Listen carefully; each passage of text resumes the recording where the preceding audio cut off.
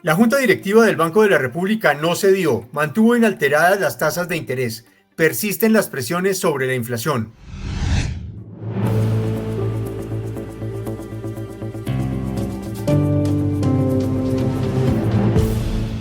A pesar de las presiones de las últimas semanas para que la Junta Directiva del Banco de la República iniciara la reducción de las tasas de interés, en su reunión de hoy viernes la Junta decidió mantenerlas inalteradas en 13,25%.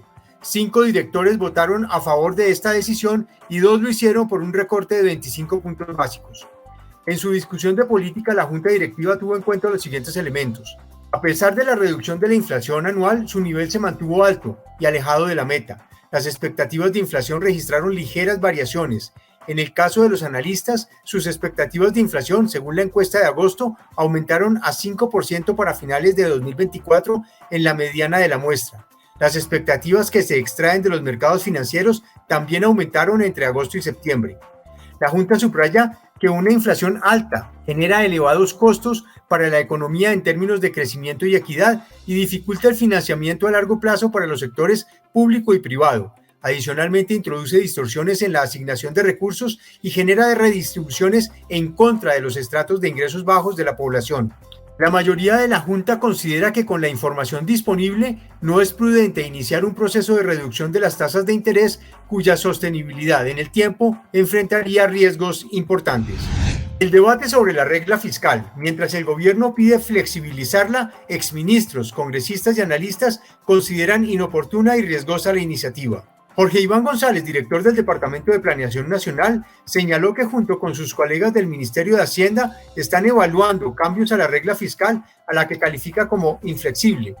Estamos discutiendo cómo se puede ir disminuyendo esa presión tan fuerte, empezando, por ejemplo, porque los recursos que se destinen a salvamento de activos ambientales que tienen beneficios futuros enormes no se introduzcan como una parte del gasto de la inversión corriente, sino que se excluyan, y eso genera un margen fiscal un poco más amplio, aseguró.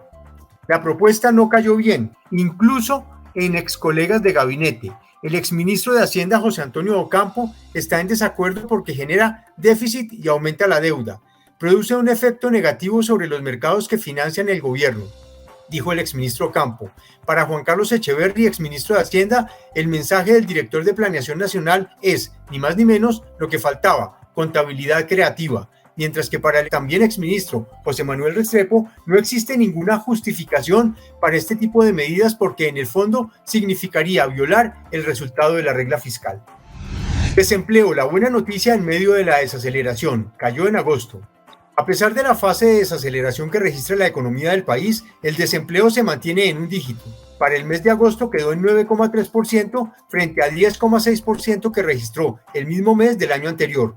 Al comparar con el mes de julio pasado, también cede, pues pasa de 9,6% a 9,3%. Según ANIF, la cifra registrada en el mes de agosto es la más baja desde noviembre de 2010. La población desempleada corresponde a 2,3 millones de personas y bajó en 268,000 contra agosto del año pasado. Esta población corresponde al 6,7% del total nacional. La tasa de desocupación más alta está en Arauca con el 30,5%, seguida de Quibdó con el 26,2% y Mocoa con el 26,1%, mientras que las tasas más bajas se encuentran en Leticia con el 4,6%, Bucaramanga con el 8,3% y San José del Guaviare con el 9,1%. Al terminar la semana, el dólar cerró en 4.053 pesos con 42 centavos en promedio, una caída de 0,79% frente a la jornada del día anterior. En otras noticias, Millicom insiste en la capitalización de Tigo Une. ¿La tercera es la vencida? La multinacional de telecomunicaciones Millicom presentó a EPM una nueva oferta de capitalización para Tigo Une por el mismo valor, 600.000 millones de pesos, en el que las dos empresas entrarían con recursos por partes iguales. Sin embargo, la nueva propuesta, la tercera en las últimas semanas, trae algunas variaciones. Tal vez la más importante es que, como menciona Millicom en su carta, con una capitalización conjunta no habría dilución para ninguna de las dos partes, y agregó: para mejorar la liquidez de EPM respecto de su inversión en UNE, Millicom extendería a favor de EPM y hasta el 31 de diciembre de 2026 la así conocida cláusula de protección del patrimonio público. Esta cláusula le permitiría una salida de EPM del negocio y en el contrato original ella se vencía en el 2024. EPM la presentó 5 veces al Consejo de la Ciudad, pero en ninguna oportunidad fue aprobada. Estas fueron las noticias y los indicadores económicos más importantes del día de hoy. Nos encontramos de nuevo la próxima semana.